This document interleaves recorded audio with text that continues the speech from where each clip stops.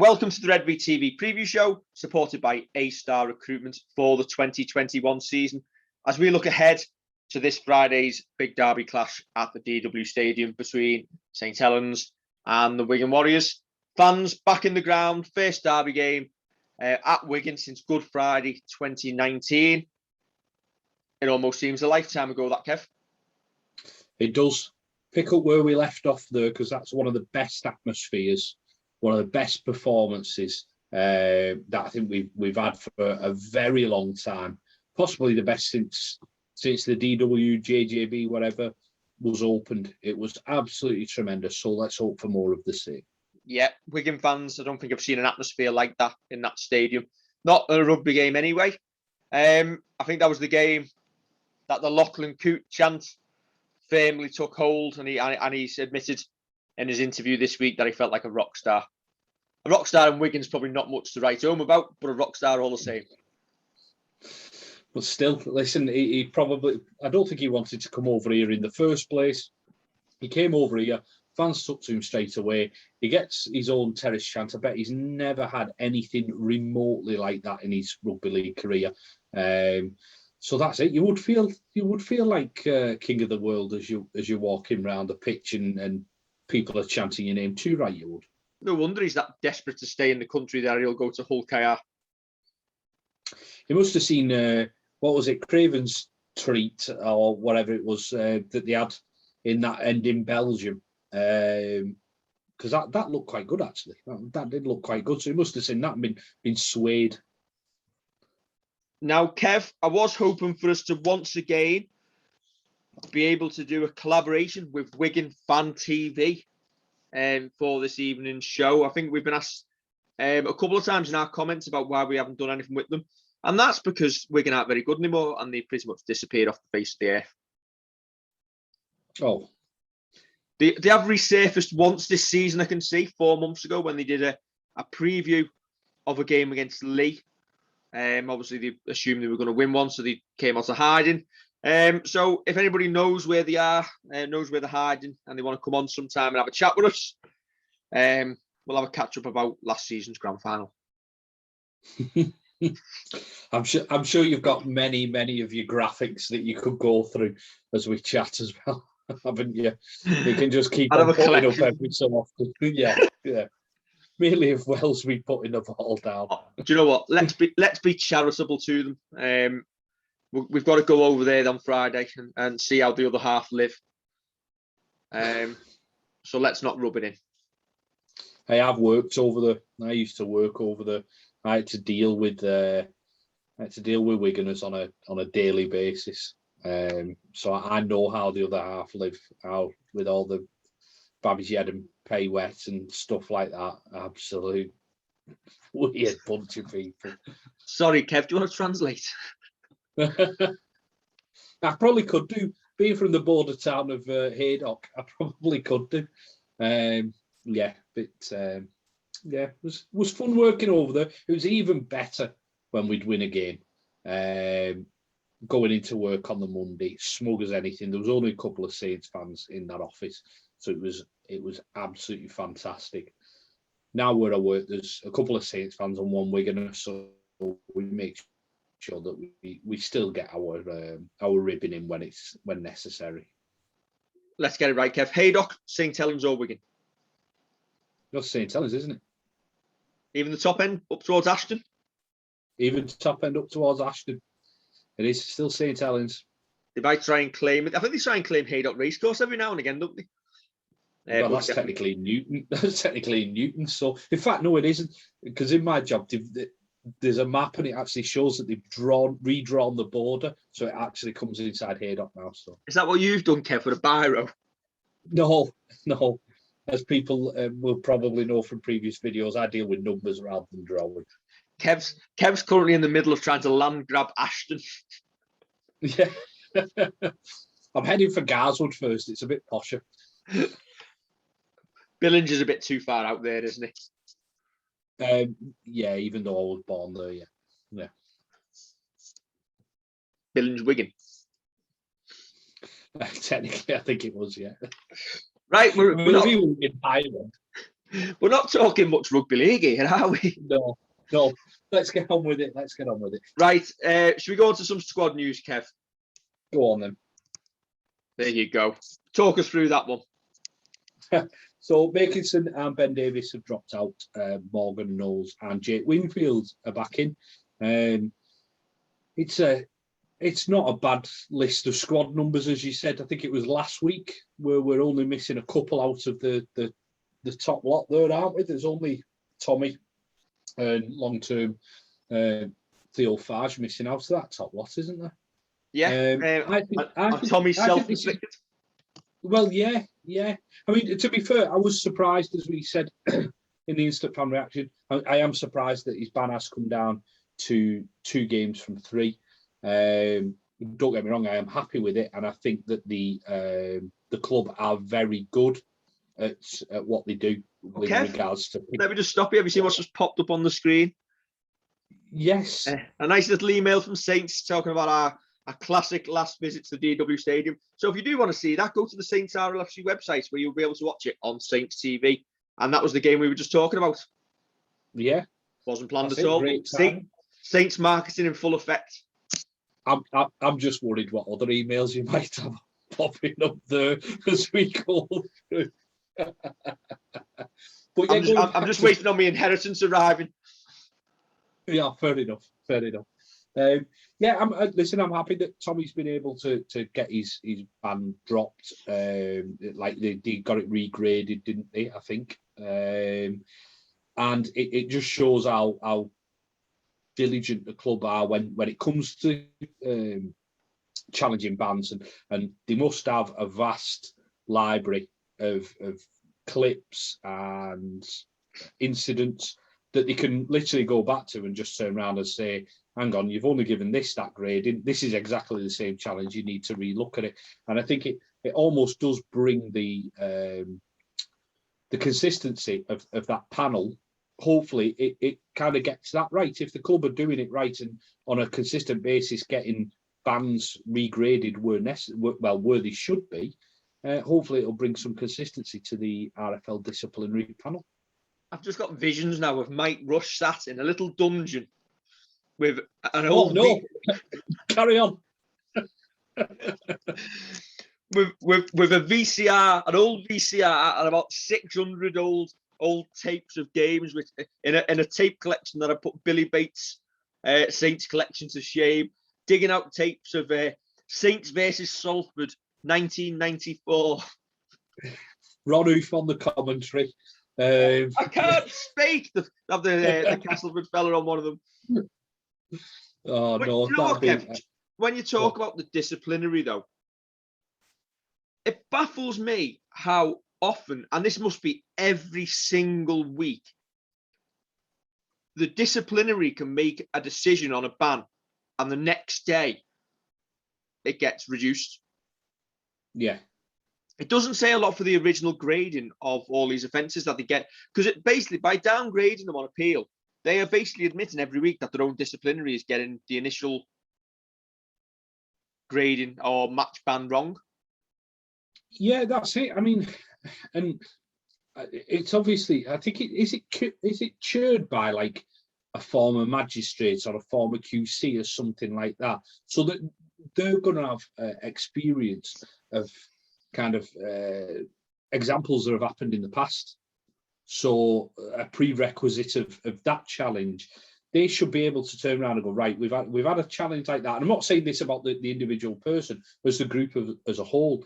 They should be looking and saying, we had a challenge like that about 6 weeks ago, 3 months ago, whenever it was, and we graded it at that. Let's compare the challenge and what it got graded at last time. And listen, you're probably not going to get one that is exactly the same as another, but if they are getting them wrong, then it obviously does bring into light kind of why are they getting them wrong. It does bring up questions. I mean, we were expecting 3 or 4 games after the game, because obviously we see it first look. There's people who will tweet in, think that we're sat there watching it the morning after and we're not watching it live. And that's and it looks bad. And to be fair, Kev, we call you call 3 games on the fan reaction without the benefit of Mike Rush's Dungeon Saints VCR video collection. Exactly. I can't get the phrase Mike Rush's Dungeon out yet. That's where we do all our contract negotiations. Lock the door, sign it, or you're not coming out. Yeah. I'm hoping Morgan Knowles is currently locked in there. Just lets him out on Friday and then back. He'll be there holding a sign up in front of the North Stand saying, "Please save me." Looking through bars. Bring me water. I'm being forced to watch Saints versus Hull KR from 1984. Hey, it's probably a good one. That was Meninga. Yeah, probably would be. Yeah. No, yeah. Have you finished? You quite finished. Sorry, I'm fantasizing again. But that's why I'm watching out for the dodgy emails popping up. I've lost what I was saying now. Can it move on? Yeah, Makinson's ban. We haven't got too many complaints, have we? If at all. And I think we had a couple of people moaning or retweeting some of the tweets from during the game, but I think people or opposition fans don't realise that we're Saints fans and we're tweeting live from in a stadium without the benefit of watching it on TV. And the whole point of it is it's instant tweeting from fans with an opinion. And who are 100% biased, always will be. Absolutely. And never going to change that. Oh, Listen, not, are we? When I'm watching a defensive line for being offside, I'm not watching us. I'm watching theirs. No. Yeah, exactly. And you moan about that. Let Castlefords, Wakefield, Salfords, whoever moan about our defensive line. Couldn't care less. Unfortunately, we're just a passionate account with an awful lot of followers from other clubs who don't seem to realise, maybe because there is so many followers on our Twitter account, that we're fans. And that we're not like, I don't know, like a Love Rugby League or a Rugby League Live that are talking about all different clubs. We're talking about one club, aren't we? Yeah. Anyway, I almost know. Well, I'm going to ask you this instead of you asking me. Which 4 miss out? Oh, right. Are we assuming that all of that 21-man squad are fit? I think we've always got to assume that 21-man squad is fit. So, Josh Sim? Yeah. Aaron Smith? Yeah. I'm just ticking off the ones I've picked here. Jake Wingfield? Yeah.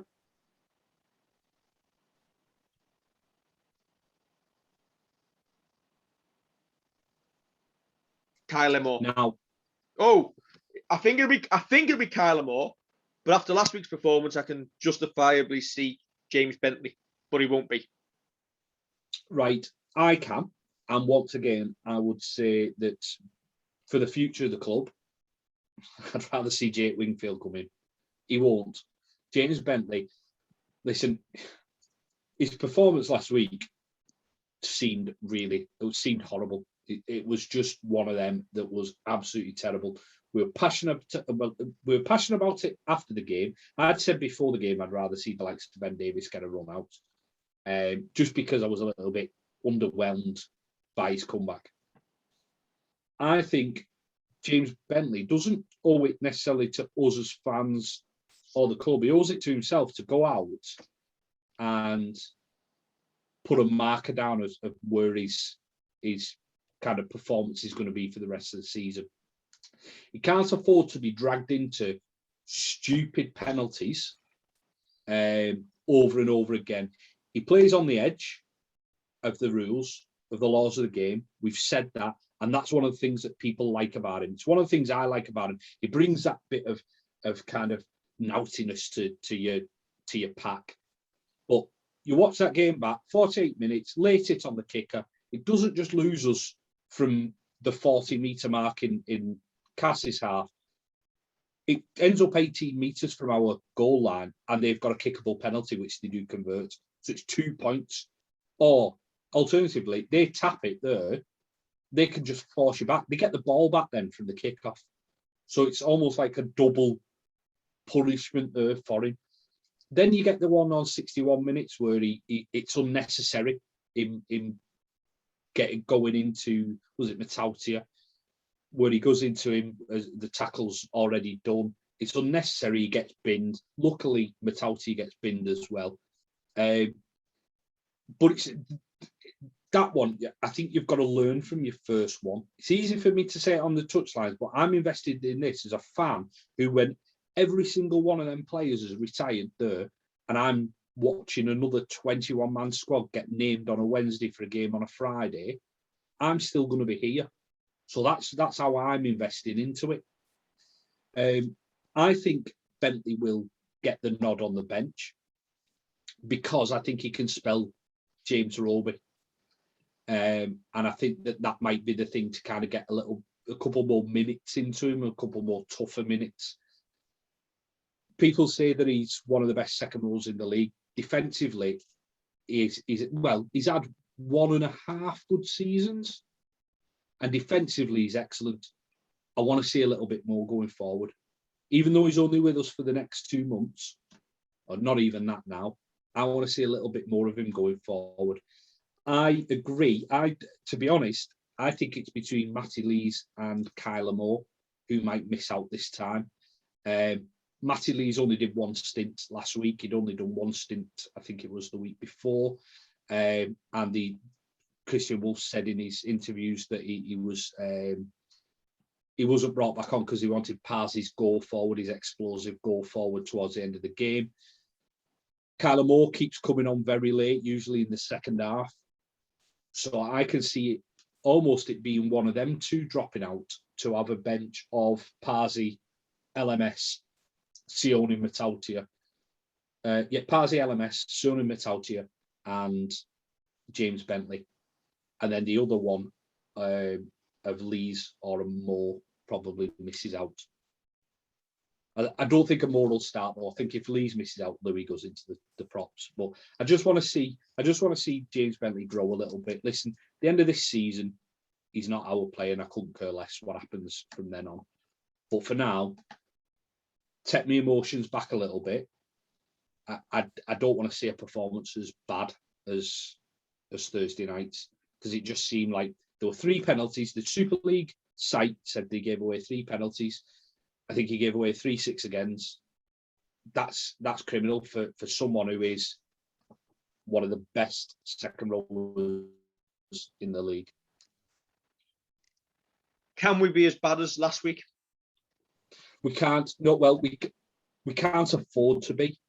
If we play as bad as last week, these haven't had. I don't know what would you call it, a statement win.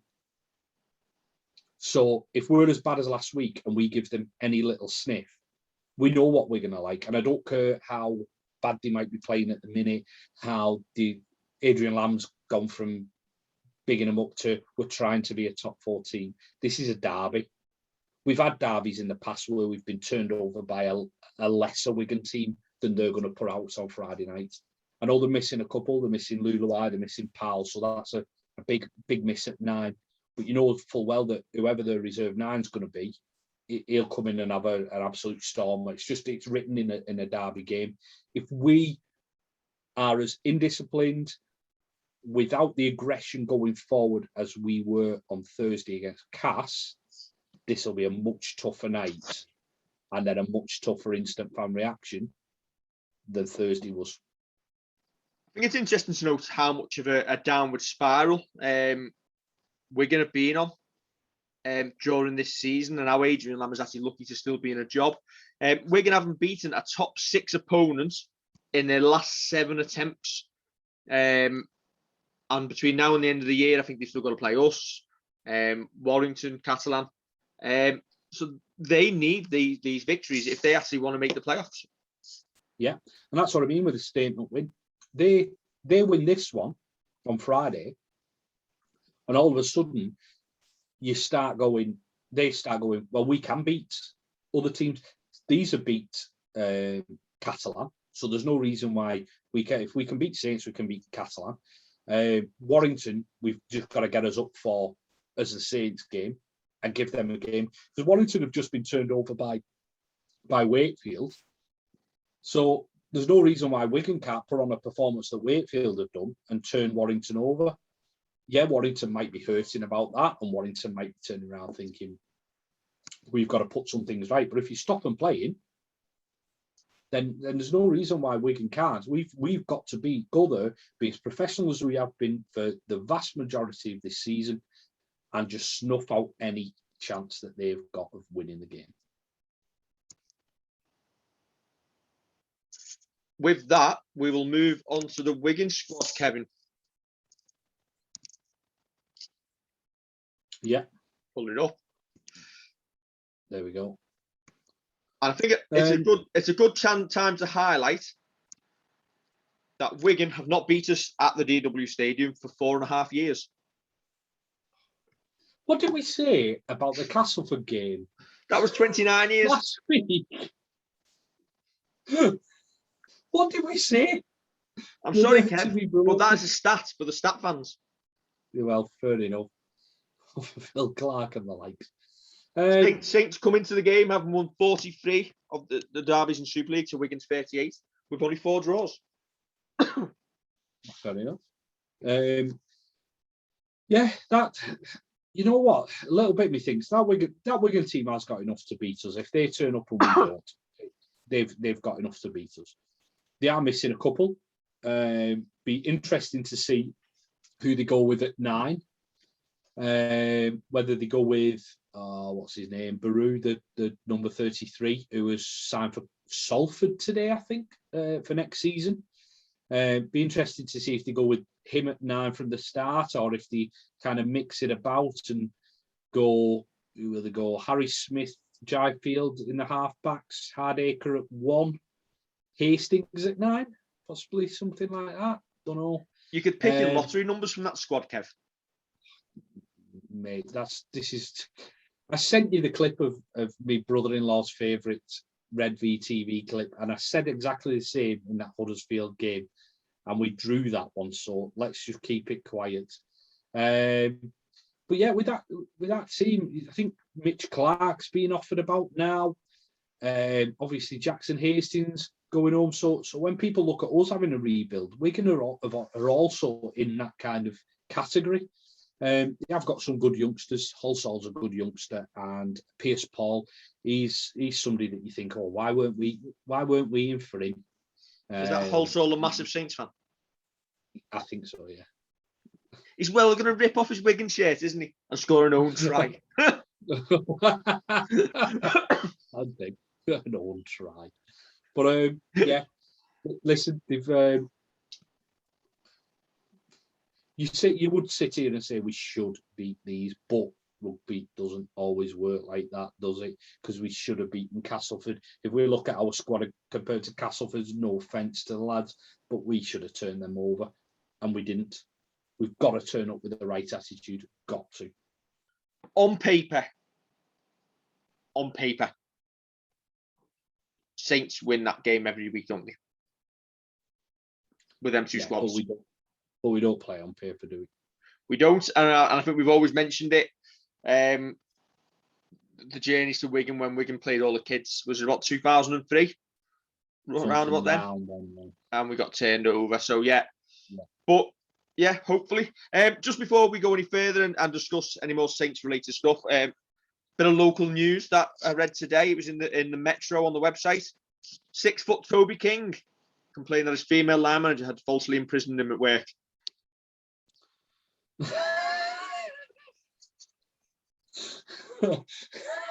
What? Must have been Gail Platt's dungeon. 3 the Warrington 1. Yeah. Strange. Anything. But enough. Move on to more rugby stuff again now. Yeah.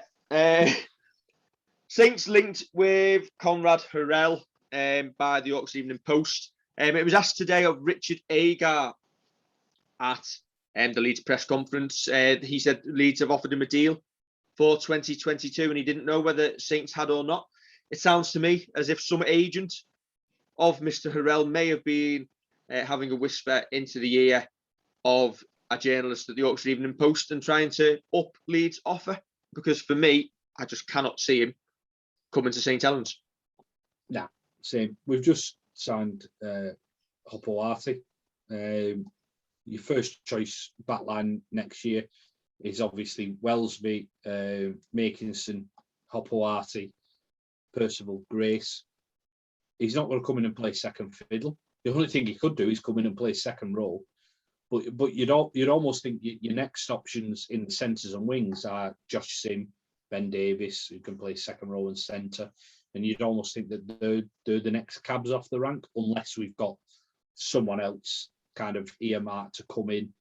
I don't know. Would it be unfair to say, Kev, that if you were looking to sign him to play second row, that maybe you should just go out and buy a second rower? Oh yeah, and I think that's obviously with Joel Thompson and James Bentley both going.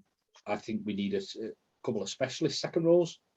Yeah, we've got Jake Winfield coming through. We've got the likes of Foster coming through. We've got the likes of Royal coming through. But I think you've got to go out there and actually get a second rower with some experience. And to be honest, I mean, Aaron Bauer, I was watching Rugby League Live's question and answer video earlier, and Aaron Bauer said there was nothing in this. Saints haven't made him an offer. There's nothing in it. Unless we're going to play him alongside Sion Katoa at hooker. Yeah. But no, just looking now, 9th of May we were meant to have signed him. No, and he's still not come over, has he? Unless you see it in the St. Helens Star, don't believe it. Mate, I always say until I see him holding a scarf or a shirt inside the ground with Mike Rush shaking his hand, not interested. Even if it's in his dungeon? I couldn't care less if it's in his dungeon. But for the money that Hurrell's going to be on, we're not going to be throwing that about. I see people saying, oh, we're in a bad place with the salary cap and all this. Would it surprise you if there's not a couple of... The way that Saints do our business, would it surprise you if signings just came out of left field and people are currently worried about our second rows moving on, us having to upgrade some contracts, that listen, in the next couple of weeks, they turn around and say, we have signed... Who's the hooker that's been linked with us? Joey Lussick, is it? Would it surprise you if that didn't come out in a couple of weeks and all of a sudden the worries over our salary cap are completely unfounded? At the end of the day, we spend the salary cap every season. I don't know why we have to keep reiterating it. Yes, we've had to upgrade contracts, but the club plan years in advance. They know when players have to be moved on. They know what the worth is, what we want to offer them as a club, which, again, we'll have made an offer to Lachlan Couto about what we think he's worth to the squad for the next couple of years. Lachlan's got a better offer elsewhere. Fair enough. But yeah, our dealings aren't done for 2022. We'll have a few more signings to announce. I don't know why fans panic. It's as if they don't remember what happens every other year. We've not gone into... Well, can you tell me the last season Saints have really gone into a season underprepared in terms of squad depth? The players may not be good enough, but we've always got squad depth. Yeah, I suppose that. That's the thing, isn't it? That we have always had squad depth. Yeah, a couple of times you think of like the people like Stu Howarth who we signed on loan, and we've had to bring Adam Quinlan in, but that's because we've had injuries in set positions that we've had to then go out and kind of get people because we've got no one else to play the. Was Stu Howarth when Eamon had a dream? Yes, to build our rugby team. We had no money, so we signed Stu Howarth on loan. I thought it was we had injuries. I thought that was the song you made up. We had injuries. Maybe I'm mixing it up with the Everton song. Yeah. Yeah. In fact, we can't carry on with that because there's swear words in the rest of that song that you made up. I can't even remember what the rest of it was. Yeah, we're bad. We're bad at the back. We're bad in attack. the entertainers are on the way back, and then you did like some kind of moron. Or the classics of when we were crap are coming out now. Yeah. But that's it. Listen, when you've got a specific injury or an injury to a specific position, so like you wouldn't turn around and say, how many props have we currently got on the books? Or how many players can play prop? Probably what, 6, 7 probably. That's a push. You might then turn around and say, if you had 6 injuries to your props, you'd be in the loan market trying to find somebody, if you could. But we always go in with squad depth, and you can't help injuries, can you? You can't stop them. If you're going to have an injury crisis because something happens in a game or you land funny in a tackle, that's just how it is. And with the games all being concertinaed up, you get a head knock, and rightly so, you're out for a week. It's just how it is, mate. Yeah. It is. So on the basis that Wigan have only won 2 of their last 10 against Saints, predictions for Friday night? I'm still going to be conservative about this and say Saints by 10.